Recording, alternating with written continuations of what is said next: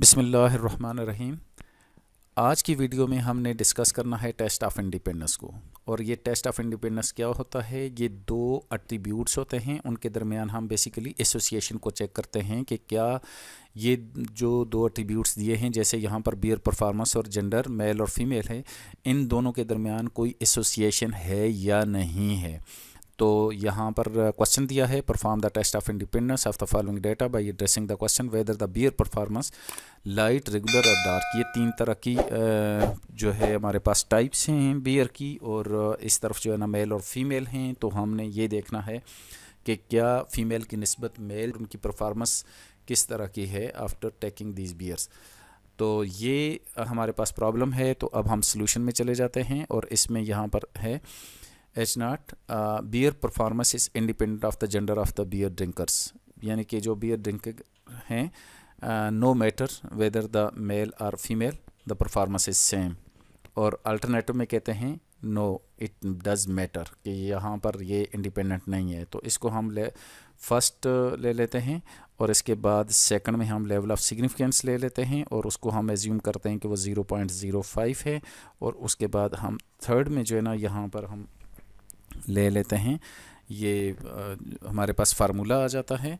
और ये देखें कि मेरे पास फार्मूला है chi square F O minus F E over F E. तो ये देखें एफ ओ जो है ना वो क्या चीज़ है, वो एफ ओ यहाँ पर ये ऑब्जर्व्ड फ्रीक्वेंसीज़ कहलाता है। ये वाली जो हैं यहाँ पर ये ऑब्जर्व्ड फ्रीक्वेंसीज़ हैं। इसके बाद फोर्थ स्टेप में हमारी जो है ना वो कैलकुलेशन आएगी एक्सपेक्टेड फ्रीक्वेंसीज़ की। तो वो एक्सपेक्टेड फ्रीक्वेंसीज़ जो है वो हमने कैसे फाइंड आउट करनी है, वो यहाँ पर मैंने फाइंड आउट की हुई हैं यहाँ पर। तो वो ये कैसे आई हुई है यहाँ पर देख लें। ये जो 26.67 आया, ये कहाँ से आया? हमने इसको ये देखें, ये सबसे पहले आपने टोटल इस तरफ भी करने हैं, इस तरफ भी टोटल करने हैं।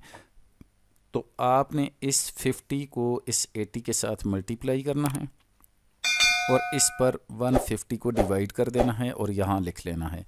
जब आपको 30 के सामने आपकी एक्सपेक्टेड फ्रीक्वेंसी ये चाहिए होगी, तो आपने इसके सामने का टोटल मल्टीप्लाई करेंगे 70 को किसके साथ, 50 के साथ, और डिवाइड करेंगे 150 पे। इसी तरह से अगर आपको 40 के सामने एक्सपेक्टेड फ्रीक्वेंसी ये वाली चाहिए, तो इसके सामने का टोटल यहाँ पर 80 है, और इसके सामने का टोटल दूसरा जो है ना वो 70 है। 80 इंटू 70 डिवाइडेड बाई 150, इसको डिवाइड करेंगे तो ये आ जाएगा। और इसी तरह से ये बाकी भी आपने कंप्लीट कर लेनी है, और उसके बाद सम करेंगे तो ये सम जो है इसके बराबर हो जाएगा। और ये देखें ये 70 इसके बराबर हो गया, और ये देखें ये 30 जो है वो इसके बराबर हो गया।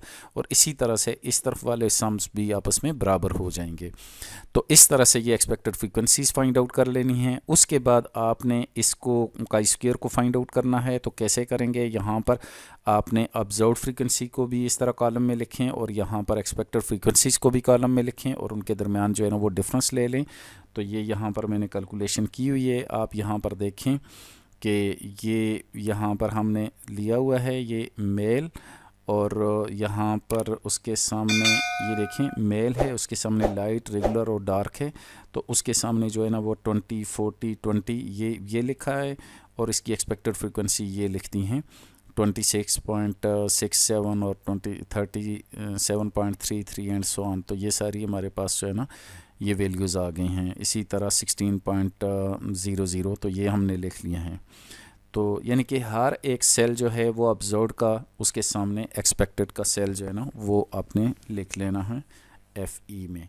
तो जब आप ये यहाँ पर लिख लेंगे, उसके बाद जस्ट आपने इसका जो है ना डिफरेंस लेना है 20 माइनस यहाँ पे 26.67। जैसे यहाँ पर मैं आपके सामने ये कर लेता हूँ कि देखें ये 20 माइनस 26.67, और इसको डिवाइड करेंगे 20, इसको ब्रैकेट क्लोज कर देंगे, इसका स्क्वायर भी करेंगे।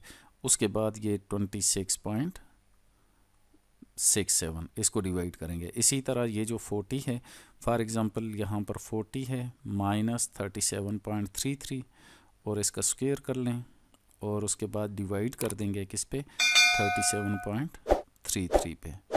और इसी तरह से ये देखें 20 माइनस 16, और इसका स्क्वायर कर लेंगे तो ये देखें 4 होगा, उसका स्क्वायर 16 होगा और डिवाइडेड बाई 16 करेंगे तो ये देखें 1 आ गया इसका आंसर। और फिर इस सारे को कैलकुलेट करने के बाद इसको सम कर लेंगे तो ये आ जाता है मेरे पास, ये देखें काई स्क्वायर की ये वाली वैल्यू आ जाएगी यहाँ पर 6.13। तो ये काई स्क्वायर आ गया। इसके बाद आपने फिफ्थ स्टेप में जो है ना आपने क्रिटिकल रीजन जो है ना वो फाइंड आउट करना है, और वो क्या होगा, ये काई स्क्वायर, और इसको आपने अल्फ़ा के अगेंस्ट आपने लिखना होता है r-1 इंटू c-1। तो ये c कितने हैं और r कितने हैं, रोज़ कितनी हैं और कॉलम कितने हैं, तो यहाँ पर ये लिखना है chi square is greater than or equal to. तो इसके बाद यहाँ पर आप देखें chi square greater than or equal to chi square alpha 0.05, और यहाँ पर ये देखें आर रोज़ 2 हैं और कॉलम्स 3 हैं, तो 2-1 इंटू 3-1 ये 2 हो जाएगा।